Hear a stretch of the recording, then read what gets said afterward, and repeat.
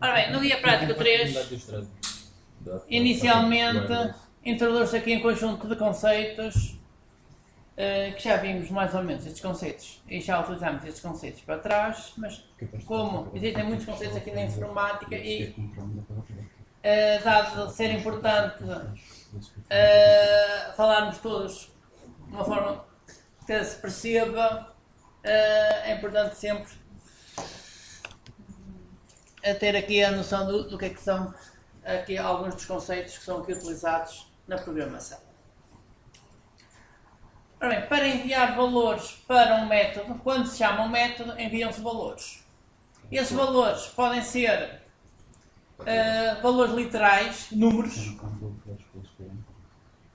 Esses valores podem ser objetos, portanto pode ser o nome de um objeto, o nome onde está um objeto.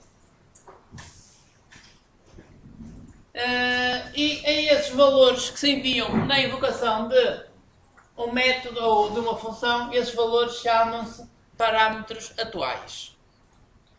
Parâmetros atuais são ou parâmetros reais são os parâmetros que realmente estão a ser enviados. Portanto, ao chamar um método, estamos a enviar valores.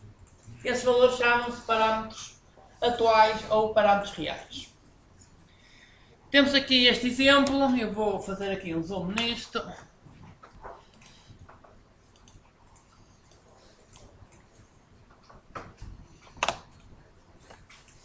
Ao invocar a função math, ao invocar a função máxima da classe math, podemos invocar a função de muitas formas diferentes, enviando, por exemplo, um número real e um número inteiro. Portanto, isto, o compilador tem que ir à classe math e descobrir se existe lá uma função que possa receber estes tipos de dados. Então ele descobre esta função. A função máxima recebe um número x e um y do tipo tuple. A função pode ser invocada com números, pode ser invocada com variáveis. Então, neste caso, estou a enviar o a e o b. O a e o b são números inteiros, quer dizer que se vai chamar uma função máxima que recebe números inteiros. No último caso, a função máxima recebe um longo e um número inteiro, portanto vai chamar a função que recebe dois números longos. Ora, estes métodos que estão declarados na classe math, portanto, os métodos têm que receber uma quantidade de parâmetros iguais aos parâmetros que são enviados. Portanto, se eu envio dois parâmetros, o método tem que estar declarado que recebe dois parâmetros. Portanto, todos estes exemplos são enviados dois valores. Portanto, quer dizer que o método máximo tem que receber sempre dois valores. E além disso, o primeiro valor que é enviado é sempre recebido no método pelo primeiro parâmetro. O segundo valor é recebido pelo segundo parâmetro, o terceiro valor por aí em diante. Portanto, o número de parâmetros tem que ser igual, o número de parâmetros de invocação tem que ser igual ao número de parâmetros que se recebe, o tipo dos valores que se enviam tem que ser igual ao tipo dos valores que estão a ser recebidos.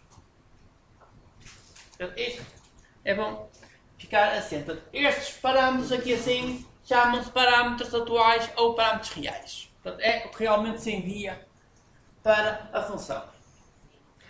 Por sua vez, quando se cria um método, por exemplo, aqui a função máxima, temos aqui uma implementação da função máxima.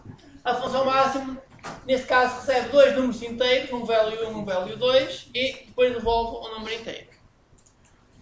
Estes parâmetros chamam-se parâmetros formais. Portanto, estes parâmetros chamam-se parâmetros formais e não têm nada a ver com os parâmetros reais. Portanto, os parâmetros reais são outras variáveis.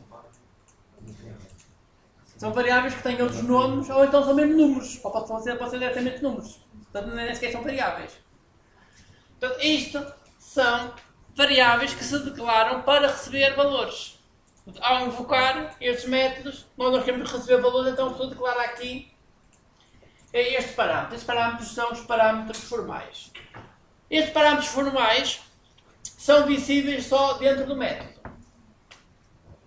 Portanto, dentro do método, só são visíveis esses parâmetros formais. Portanto, quando acaba o método, isto deixa de existir. E depois ainda existe aqui outra coisa importante, que é, geralmente, quando é tipos de dados primitivos, o que se recebe é sempre o valor. Isso quer dizer o quê? Quer dizer que aqui assim eu envio, ao invocar a função máximo com a variável A e com a variável B, ao invocar isto, o que eu estou a enviar é o valor que está na variável A e o valor que está na variável B. Portanto, apesar de aqui estar ponto máximo de A, B, é a mesma coisa que estar aqui, trocar o A pelo 3 e trocar o B pelo 5. Portanto, o que está a enviar são os valores.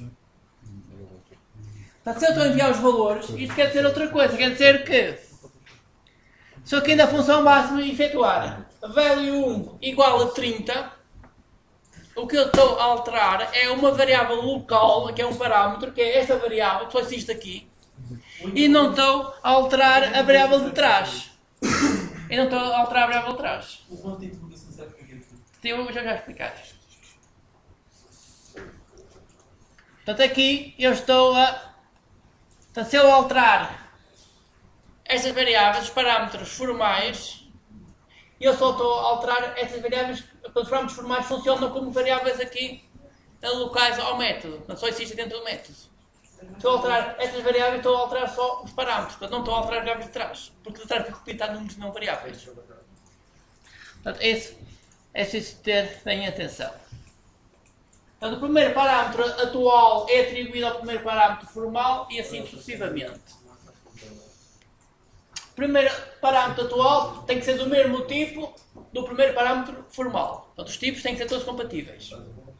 O número de parâmetros tem que ser igual. Portanto, se eu envio 5 parâmetros, quer dizer que a função tem que receber 5 valores.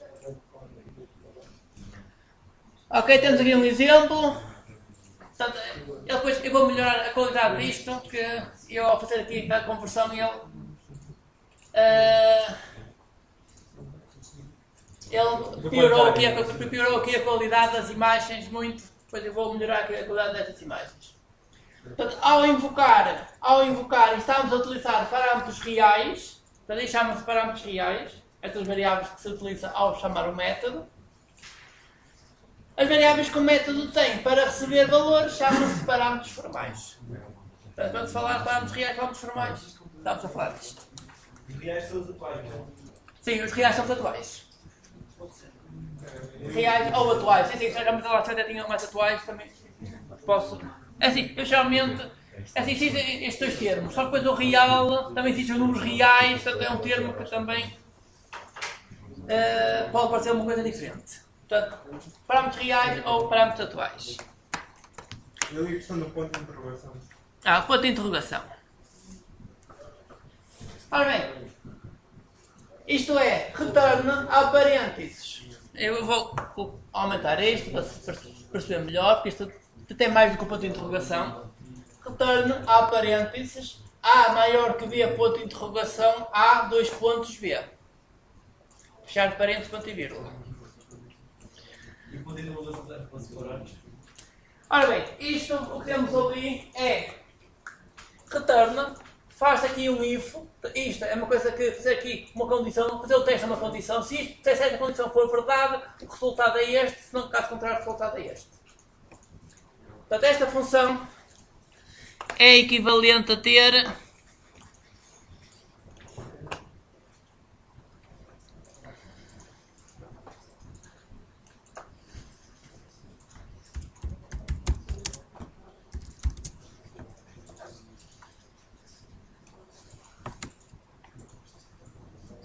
public int máximo, a parênteses int x, int y, vai ter if, se o x é superior a y, faz um return x, else, return y. Ou seja, pode ser assim, mas... A função pode ser assim. Ou então eu posso utilizar o operador ternário que torna isto mais simples. O operador ternário, portanto, esta era uma possibilidade. Outra possibilidade é fazer return e agora coloco aqui uma condição. A condição é se o x for superior ao y, ponto de interrogação. Portanto, se isto for verdade, o resultado é o que vier a seguir. Neste caso é o x. Caso contrário, o que é os dois pontinhos? O else é os dois pontinhos. Else é dois pontinhos. É. Caso contrário é o y. Portanto, o ponto de interrogação, portanto, isto, ponto de interrogação, dois pontos, isto chama-se operador ternário. Operador ternário. Este operador ternário recebe três coisas, três operandos. Portanto, recebe uma condição, recebe o resultado que vai dar no caso de a condição for verdade e o resultado no caso da condição ser falsa. O ponto de interrogação Sim. é o resultado e o do... Portanto, a seguir ao ponto de interrogação vem o resultado, a seguir aos dois pontinhos vem a parte do else. Portanto, a seguir ao ponto de interrogação vem o resultado no caso de ser verdade. A seguir aos dois pontinhos vem o resultado no caso da condição de ser falsa. Bem entendido.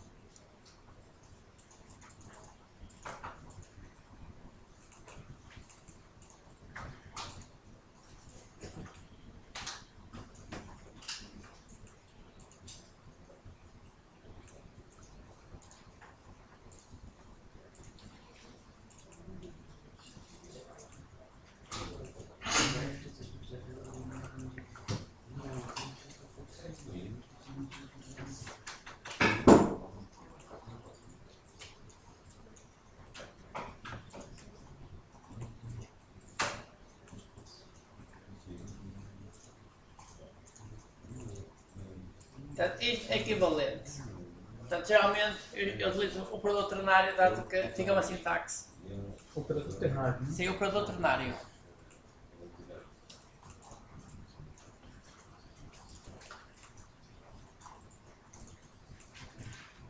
A sintaxe fica muito mais pequena. Consegue-se compactar mais o código.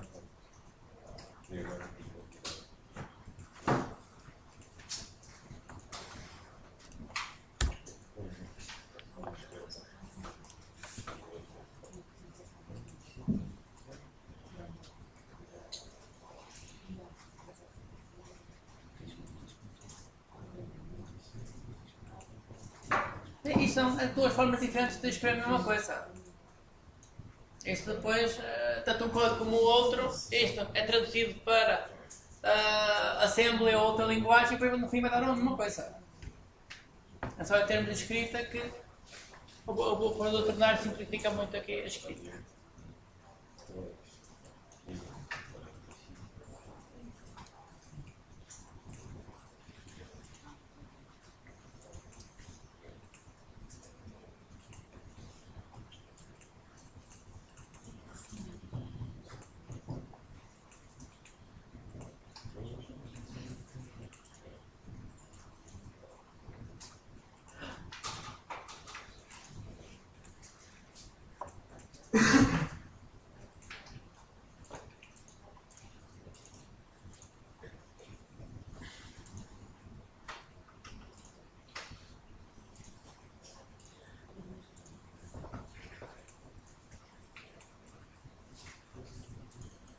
Avançar. A função máxima, isto é a função operador ternário. Se o A for superior ao B, o resultado é o A. Caso contrário, else, o resultado é o B. Dúvidas?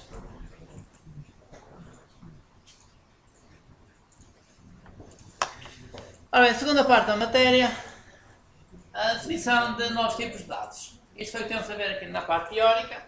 Definir novos tipos de dados, portanto, sempre que se cria uma classe, estamos a definir um novo tipo de dados. Depois podemos criar objetos dessa classe e chamar os métodos que estão definidos dentro dessa classe. Ora, as classes podem ter um método especial. Quando nós já vimos esse método especial, por exemplo, aqui na documentação, vamos aqui à ajuda, documentação, Urban Graphics, GTurtle. Ora bem, a classe GTurtle tem aqui dois métodos especiais que são os construtores. Estes métodos são utilizados quando? Quando é que estes métodos são utilizados? Para quando é criado o objeto. Portanto, estes métodos são utilizados na criação dos objetos. Ao criar um objeto, eu posso criar um GTurtle vazio, portanto, utilizando aqui o construtor, quer dizer que não envio nada, portanto, ele fica com os dados por omissão. Ou então crio um objeto tipo GTurtle e indico qual é a posição onde vai ficar. Então, nesse caso, estou a utilizar o construtor que recebe a dois parâmetros, o x e o y. É isso que vamos ver agora. Vamos ver como é que podemos criar os construtores.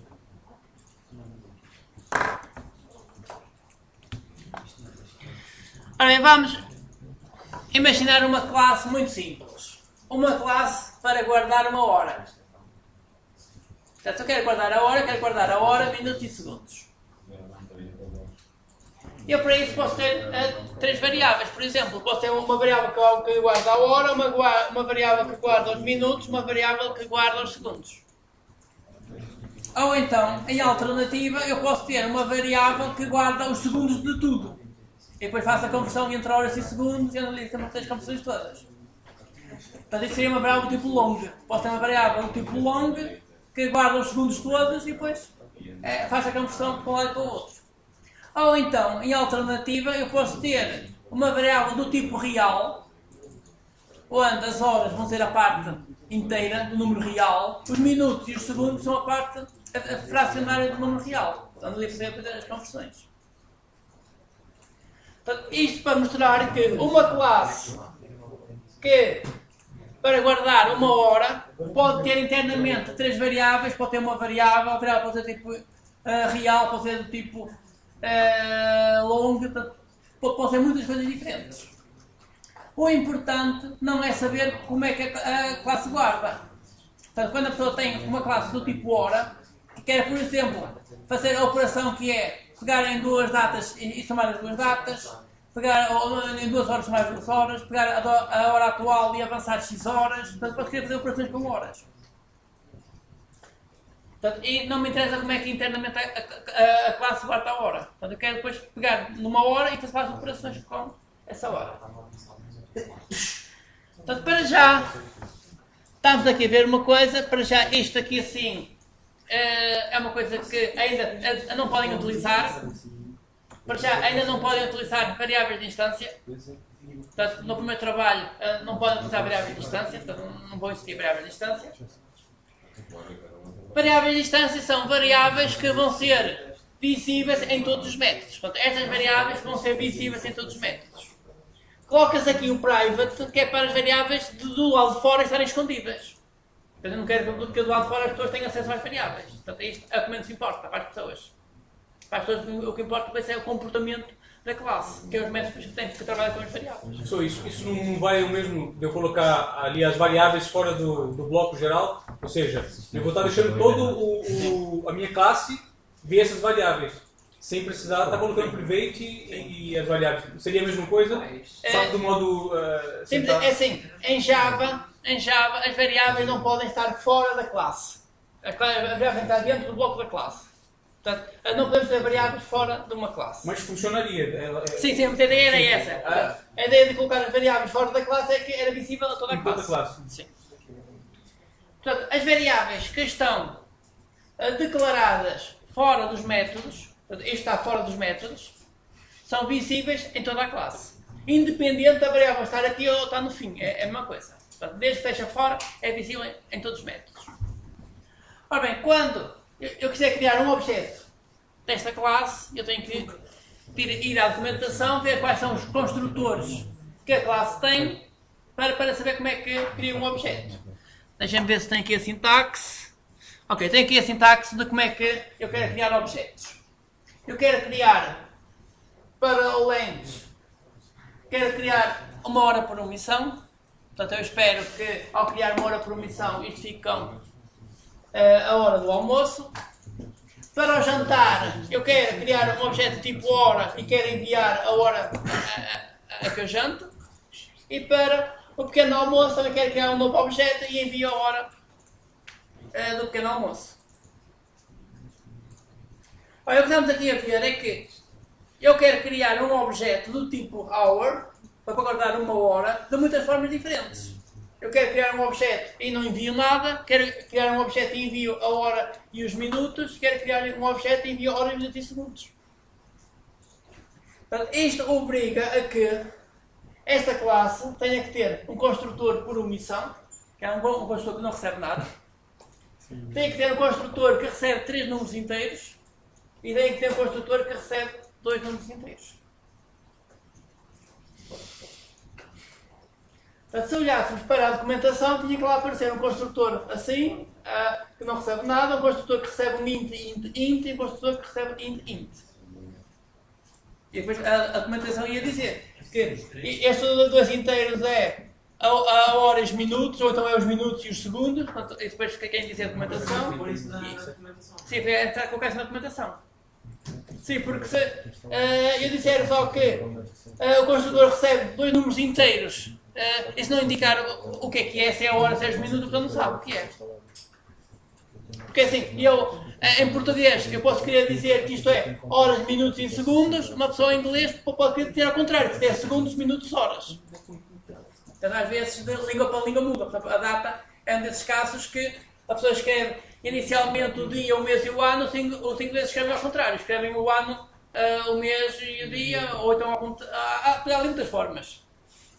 Portanto, pode ser o ano, o mês e o dia, pode ser o mês, o dia e o ano, há ali muitas sintaxes diferentes. Portanto, a pessoa tem que indicar o que é que são cada um destes tipos. Ora, é isso que eu vou mostrar aqui, que é o construtor que recebe horas, minutos e segundos. Portanto, este construtor, ao receber horas, minutos e segundos, vai fazer o quê? Vai guardar estes valores nestas variáveis. Ora bem, o que nós dissemos em relação aos métodos e às funções, agora vai-se aplicar aqui também em relação às variáveis. Que é, todas as variáveis têm que estar algures. Temos que pôr um pontinho antes de cada variável. Todas as variáveis têm que estar algures. Aqui eu disse, vai dizer que esta variável não está algures. Vai estar descobrir onde é que esta variável está. Ora, agora temos aqui um conflito de nomes. Qual é o conflito de nomes? São estas variáveis. Hour está aqui, minutos está aqui, segundos está aqui. Eu tenho aqui. Mas essa aí só funciona dentro do bloco, já a outra não. A outra Sim, é o bloco todo. Sim, isto só funciona aqui dentro deste bloco. Quando chamar, vou chamar Sim. o que está aí dentro. Certo. Só que agora acontece é o seguinte, eu quero receber esta hora e colocar nesta hora. Eu quero receber estes minutos e colocar aqui. Eu quero receber aqui uns segundos Daí e a colocar função do aqui. this. This mostra que estou utilizando aquela variável.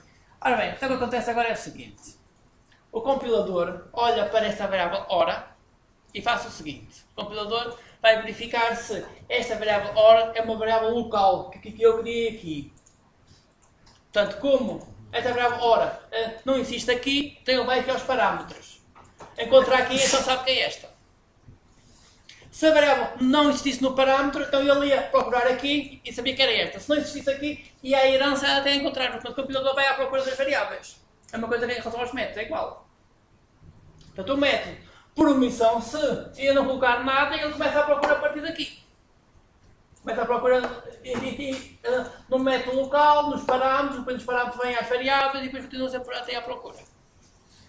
Portanto, estas variáveis, horas, minutos e segundos, estas 3 variáveis que temos aqui, são os parâmetros, que ele começa a procurar a partir daqui. Portanto, ele começa a procurar inicialmente no método, depois é que vai para fora. Aqui o diz logo que estas variáveis são estas de fora, e não os parâmetros. Aqui o this serve logo para dizer isto, para dizer que estas variáveis são as variáveis de instância. Portanto, são as variáveis de fora e não aqui os parâmetros, nem variáveis locais aqui. Portanto, aqui o this é obrigatório neste caso, que é para logo retirar a ambiguidade. Portanto, aqui, porque se a pessoa colocar, imagina que eu coloco isto. O que acontece? Eu vou fazer um copy-paste aqui.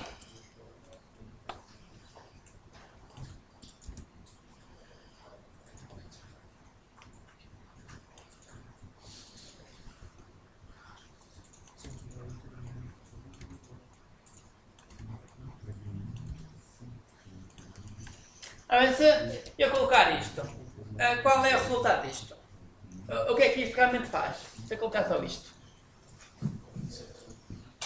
Eu não estou explicando quais são essas variáveis. Se é local ou se é aquela do... Sim, é variável fora de distância. Está buscando a private.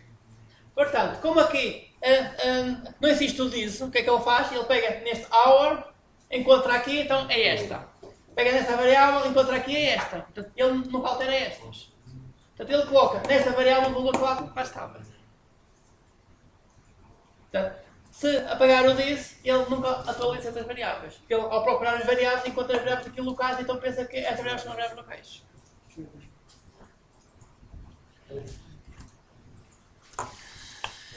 Ok, visto isto, vamos agora... Esta parte do disso, vimos que serve para indicar que a variável ou o método está dentro da classe. O super serve para indicar que o método ou a variável está numa classe herdada. E agora temos aqui uma coisa nova, que é o super como uma função. Eu estou a chamar uma função associada ao super. Isto que eu estou a fazer é chamar um construtor da classe herdada. Portanto, é necessário chamar sempre os construtores das classes herdadas. Portanto, aqui o super permite chamar o construtor da classe herdada. Também existe o this para chamar um construtor da própria classe. Outro construtor da própria classe. Mas isso depois mais para a frente, eu chego a esse this. Ora bem, nós, em termos de trabalhos práticos, vamos querer fazer o seguinte. Portanto, nós vamos querer criar a classe MyTurtle. Essa classe MyTurtle vai derivar da classe SheTurtle. Portanto, isto é fazer o que temos aqui assim. Criar um processo de herança a partir da qual, uma classe mais genérica, vamos criar classes específicas. Então, neste caso, a classe específica vai ser o MyTurtle. O cabeçalho da classe vai ser isto. Para classe MyTurtle extend SheTurtle. Daqui estamos a utilizar a herança. Quer dizer que a classe MyTurtle vai receber todos os métodos que existiam na classe SheTurtle. É isso que estamos aqui a dizer.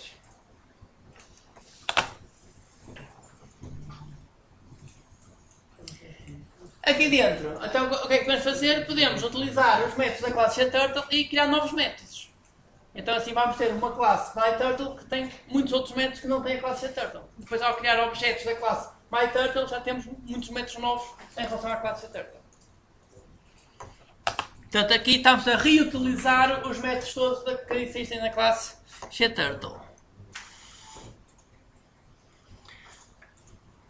Ora bem, a classe SheTurtle tem um construtor por omissão e um construtor que recebe a posição XY. Portanto, isso quer dizer que a nossa classe MyTurtle também pode ter um construtor por omissão e um construtor que recebe a posição. Portanto, podemos um pouco reaproveitar a ideia da classe que está a ser herdada. Então, para isso, podemos criar o construtor por omissão. Portanto, se eu criar um objeto do tipo MyTurtle, o que é que eu vou fazer? Eu vou chamar o construtor por omissão da superclasse. Se eu criar um objeto e envio a posição, então eu vou chamar o construtor da superclasse que recebe a posição, XY. Portanto, aqui estou a chamar o construtor por omissão da classe SheTurtle, aqui estou a chamar o construtor da classe SheTurtle que recebe a posição XY. E o que acontece se eu quiser um construtor que recebe o X, o Y e a cor?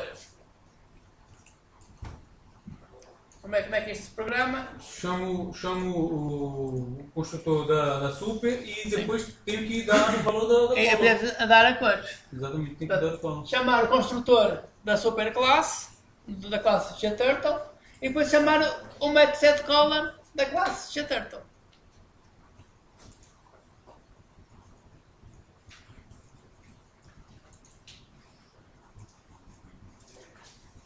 Portanto, isto será para vocês criarem estes construtores e depois é criar novos métodos. Portanto, a classe vai ter inicialmente os construtores e depois é criar novos métodos que adicionam novas funcionalidades a esta classe.